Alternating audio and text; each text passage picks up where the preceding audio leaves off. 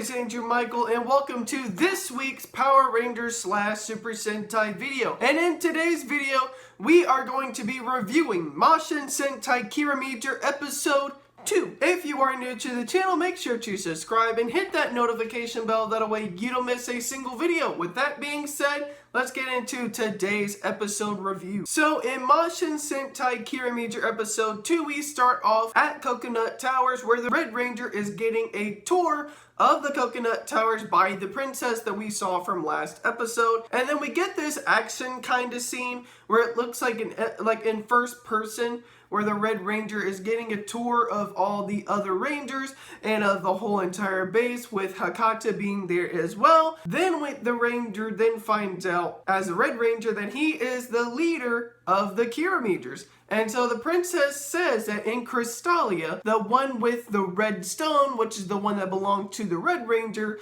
is the leader. Now the Yellow Ranger doesn't want to take orders from the Red Ranger because, if you remember from episode 1, the Red Ranger pretty much did not have his stuff together. And so the other Rangers really do not like the fact that the Red Ranger is going to be the leader. Then we go to the Dark Dimension, where the General talks about sending a marksman to get the dark energy and then using that to open a gate that will let out a huge ferocious beast onto Earth, so that a way it can get more dark energy. And so as we get our monster of the week, and yes, his head looks like a football, and yes, I wonder what they're going to do this week. That's right, the monster is going to play rugby. This is one of those things where I'm not too for sure why they would do this, but at the same time, it's like, it's silly. I get it. It's a kid's show. You might as well do this. And so the monster uses a football to play rugby with bystanders, and this causes a disturbance in the city. And so as the Rangers show up, it's morphin' time,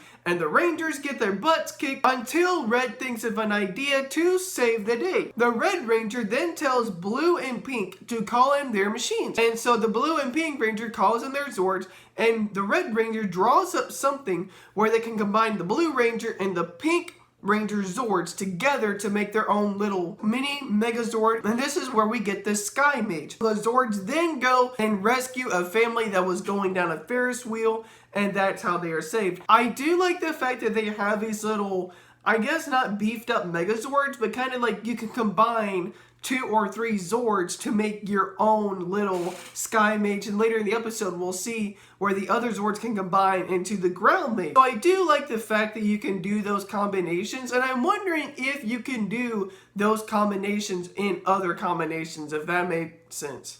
I'm not too sure that made sense. So then the Green Ranger, obviously, she had to miss because she was at a sprinting marathon and she could not miss it because it was something she wants to do. And so Senna, the Green Ranger, was supposed to send a replacement for her in the marathon, but her replacement got hurt, so the Green Ranger had to wind up missing. And so the Red Ranger was trying to tell the Green Ranger, why would you miss such a thing where the city was being attacked? And so the Green Ranger says, is fighting as one team what you want, or is it something someone told you to do? And so Osawa and Yellow have to come up with a way to get Senna to fight with them so she can be fast enough to stop the monster of the week. Then Osawa comes up with an idea that will allow a stone to fill in for Senna. Now here's how this will work. So now how they got the stones was kind of interesting. What they did is, if you've watched Lupin Ranger versus Pato Ranger, basically the princess was reading a manga based on the Lupin Rangers, I guess. And so it talked about like some hero, I guess a female hero that was there,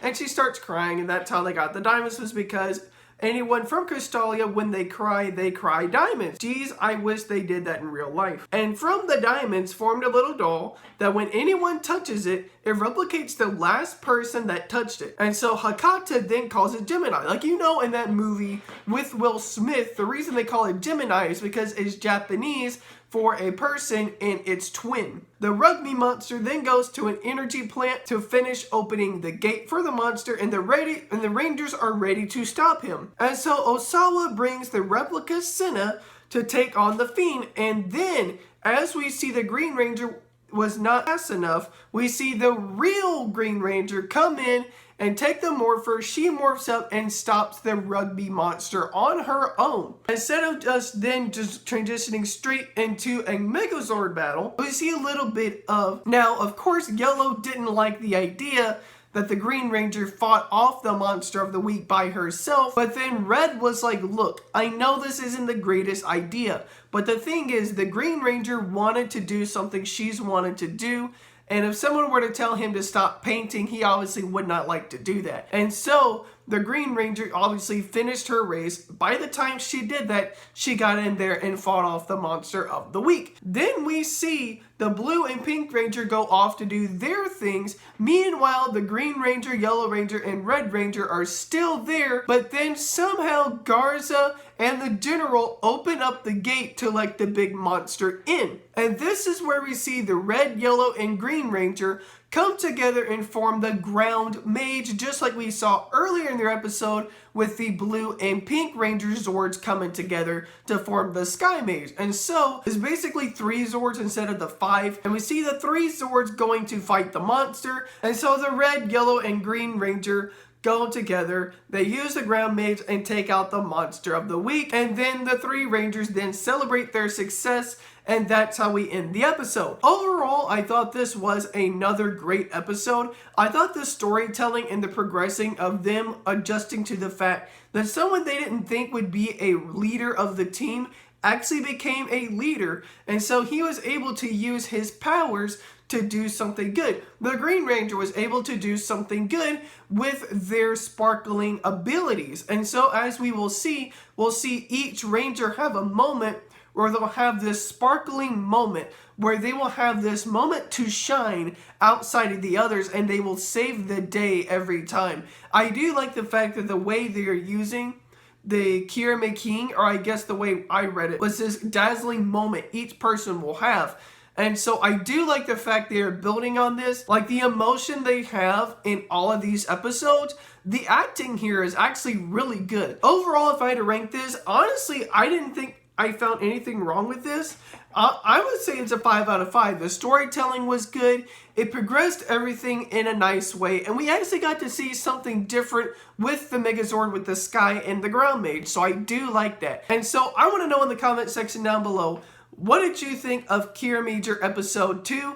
Let me know in the comment section down below. Make sure to subscribe. Hit that notification bell. Until next time. I'm Andrew Michael, and I'll see you guys next time. Thumbs up.